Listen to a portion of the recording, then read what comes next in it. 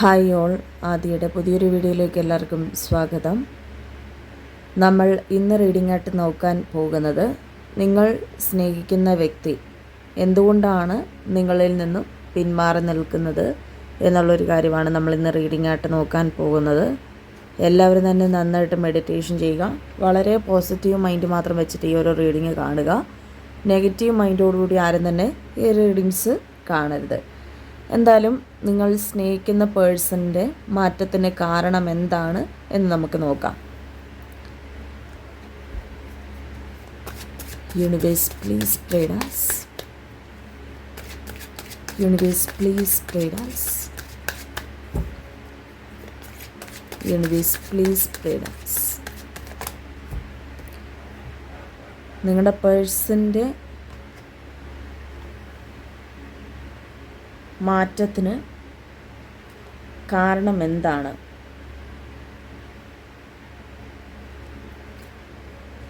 Universe please guide us.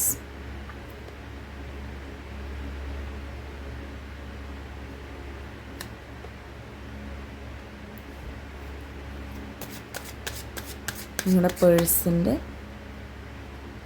മാറ്റത്തിന് കാരണം എന്താണ്? Universe please guide us.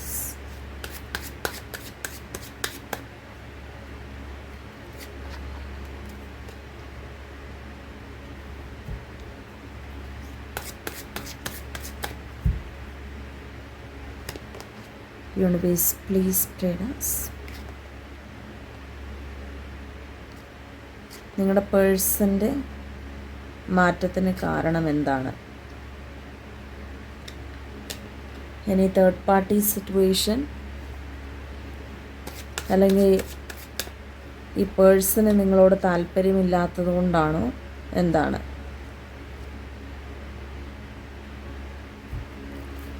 Divine please guide us.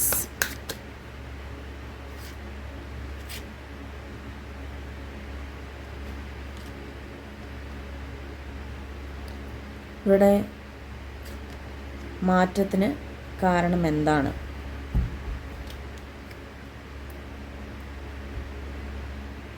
Okay, അപ്പം നമുക്ക്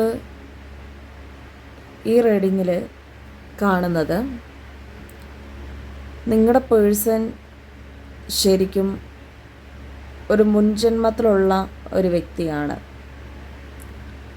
പലപ്പോഴും ഈ പേഴ്സൺ തന്നെ പറഞ്ഞിട്ടുണ്ടാവാം, ആ വ്യക്തി തന്നെ പോയിട്ട് കറങ്ങിത്തിരിഞ്ഞ് നമ്മളിലേക്ക് തന്നെ തിരിച്ചെത്തുന്നതായിട്ട് നമുക്ക് ഫീൽ ചെയ്യുന്നുണ്ടാവാം.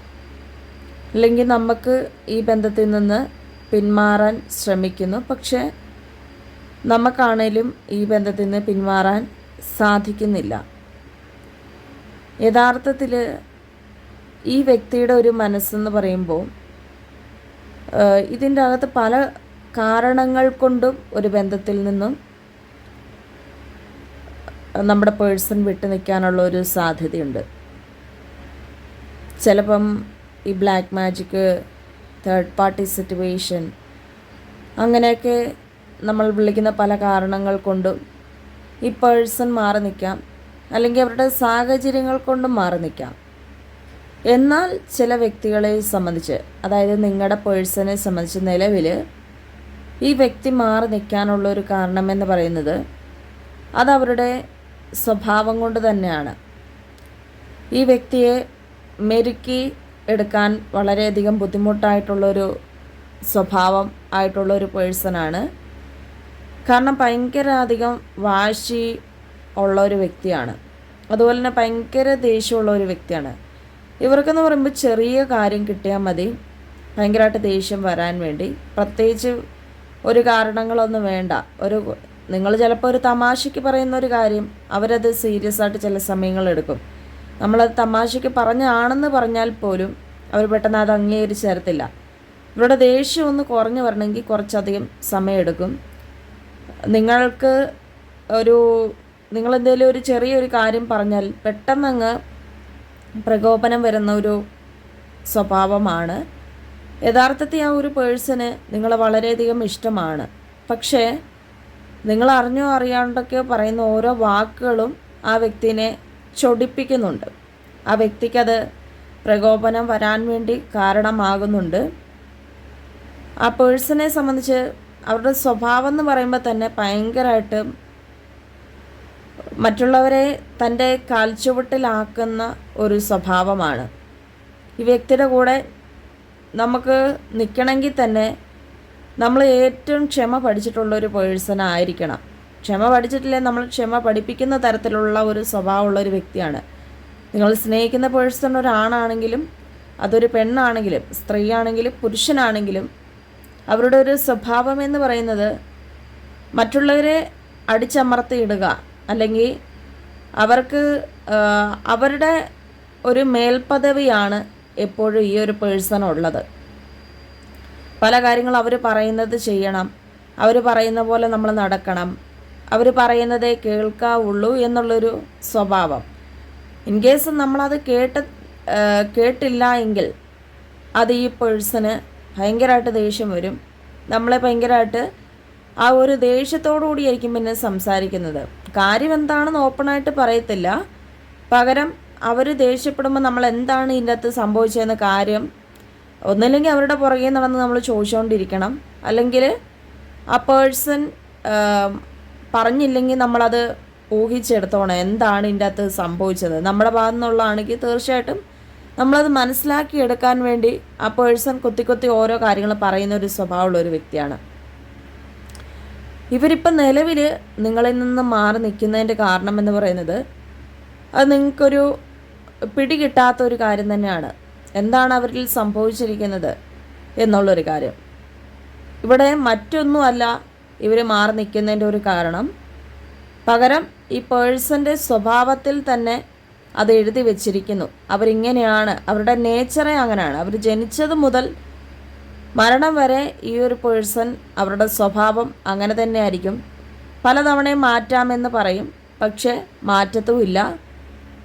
ഒരു കുറച്ചെങ്കിലും ക്ഷമിച്ചിട്ടുണ്ട്. പിന്നീടുള്ള സമയങ്ങളിൽ നിങ്ങൾ കാണിക്കാൻ വേണ്ടി ആദ്യമൊക്കെ ക്ഷമിച്ചു മാറ്റി എന്നൊക്കെ പറയുമെങ്കിലും പിന്നീടും അത് അതുപോലെ തന്നെയാണ് ഈ വ്യക്തി പിന്തുടരുന്നത്.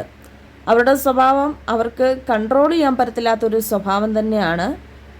അതുകൊണ്ട് തന്നെയാണ് പല പ്രശ്നങ്ങൾ കൊണ്ടും അതിപ്പം ചിലപ്പോൾ ഇപ്പോൾ നിങ്ങൾ മറ്റുള്ളവരോട് സംസാരിക്കുമ്പോൾ പോലും അത് ഈ പേഴ്സണ് ഭയങ്കരമായിട്ട് ഒരു ദേഷ്യം വരുന്ന ഒരു രീതിയാണ്.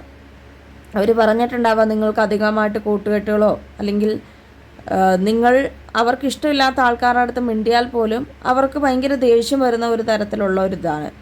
തൊട്ടേനും പിടിച്ചതിനും എല്ലാം ഒരു ദേഷ്യം, അല്ലെങ്കിൽ ഭയങ്കര വാശി സ്വഭാവം. അവരെന്താണോ പറയുന്നത് ആ കാര്യങ്ങൾക്ക് നമ്മളതനുസരിച്ച് നിൽക്കുക എന്നുള്ള ഒരു തരത്തിലുള്ള ഒരു ബിഹേവിയർ, അതായത് ശരിക്കും അത് കൊള്ളരുതാത്തൊരു ബിഹേവിയറാണ്. എല്ലാ കാര്യങ്ങളും പരസ്പരം നമ്മൾ ക്ഷമിക്കുകയും പരസ്പരം മനസ്സിലാക്കുകയും ചെയ്യുന്ന ഒരു ബന്ധമാണ് നല്ല രീതിക്ക് പോകുന്നത്. പക്ഷേ നിങ്ങൾ ഈ കാര്യങ്ങളെല്ലാം തന്നെ പാലിക്കപ്പെടുന്നുണ്ട്. അവരുടെ സാഹചര്യങ്ങൾ മനസ്സിലാക്കുന്നുണ്ട്, അവരുടെ സമയത്തിന് നമ്മൾ മുൻതൂക്കം കൊടുക്കുന്നുണ്ട്. അവരെന്താണ് ആഗ്രഹിക്കുന്നത് ആ കാര്യങ്ങൾക്കനുസരിച്ചാണ് നമ്മൾ നിൽക്കുന്നത്. നമ്മൾ കൂടുതലായിട്ട് സ്നേഹവും കൊടുക്കുന്നുണ്ട്. അവർ സ്നേഹം തരുന്നില്ല എന്ന് പറയാൻ പറ്റത്തില്ല, സ്നേഹമൊക്കെ തരുന്നുണ്ട്. പക്ഷേ ഇവരുടെ സ്വഭാവം ഇങ്ങനെ ആയതുകൊണ്ട് തീരെ അഡ്ജസ്റ്റ് ചെയ്ത് പോകാൻ ബുദ്ധിമുട്ടാണ്. ആദ്യമൊന്നും ഇവരിങ്ങനെ ആയിരുന്നു കാണത്തില്ലായിരിക്കും. ഭയങ്കര ഒരു കൂളായിട്ട് ഭയങ്കര ഒരു ക്ഷമയോടുകൂടി തന്നെ ഓരോ കാര്യങ്ങളും മുന്നോട്ട് കൊണ്ടുപോയിട്ടുണ്ടായിരുന്നൊരു പേഴ്സൺ ആവാം. പക്ഷേ ഇപ്പോഴത്തെ ഒരു സിറ്റുവേഷനിൽ ഈ ഒരു വ്യക്തിയുടെ സ്വഭാവം തീർത്തും നമുക്ക് അക്സെപ്റ്റ് ചെയ്യാൻ ബുദ്ധിമുട്ടായിട്ടുള്ളൊരു സ്വഭാവം തന്നെയാണ്. അവരുടെ സ്വഭാവം കാരണം തന്നെയാണ് ഈ പേഴ്സൺ ഇപ്പം നിങ്ങളിൽ നിന്ന് മാറി നിൽക്കാനുള്ളൊരു കാരണവും വരുന്നത്. പല ആൾക്കാരും പറഞ്ഞിട്ടുണ്ടായിരിക്കാം ഇവരുടെ ഒരു സ്വഭാവം, അവരുടെ ഒരു സ്വഭാവത്തിൻ്റെ ഒരു ഇങ്ങനെയാണ് സ്വഭാവം എന്നുള്ള കാര്യം. പക്ഷെ നിങ്ങൾ വിശ്വസിച്ചിട്ടുണ്ടായിരുന്നില്ല. പക്ഷേ കുറച്ചാൾ കഴിഞ്ഞപ്പോഴാണ് നിങ്ങളോട് ഈ കാര്യങ്ങൾ തുടങ്ങിയിട്ടുള്ളത്. ചിലപ്പോൾ ഈ ഒരു വ്യക്തിയുടെ സ്വഭാവം കാരണം തന്നെ പല ആൾക്കാരും ജീവിതത്തിൽ വന്നത് വിട്ടിട്ട് പോയിട്ടുണ്ടാവാം. എന്നാൽ കൂടി തന്നെ അവരുടെ സ്വഭാവത്തിനനുസരിച്ച് നമ്മളായിരിക്കും കുറച്ചും കൂടെ ആ പേഴ്സണ് വില കൽപ്പിച്ച് അവിടെ നിൽക്കുന്നത്. അപ്പോൾ യഥാർത്ഥത്തിൽ സംഭവിക്കുന്നതിൻ്റെ കാരണം ഇതൊക്കെ തന്നെയാണ്, അല്ലാതെ മറ്റൊരു കാരണവും അല്ല.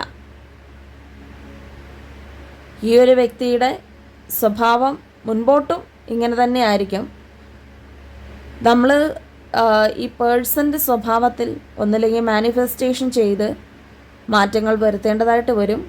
ഇല്ലെങ്കിൽ ഈ പേഴ്സൻ്റെ സ്വഭാവം നമ്മൾ കടിച്ചമർത്തി അവിടെ തന്നെ ഇതുപോലെ തന്നെ നിൽക്കേണ്ട ഒരു സിറ്റുവേഷൻഷിപ്പായിരിക്കും ഈ ഒരു റിലേഷൻഷിപ്പിലുള്ളത്.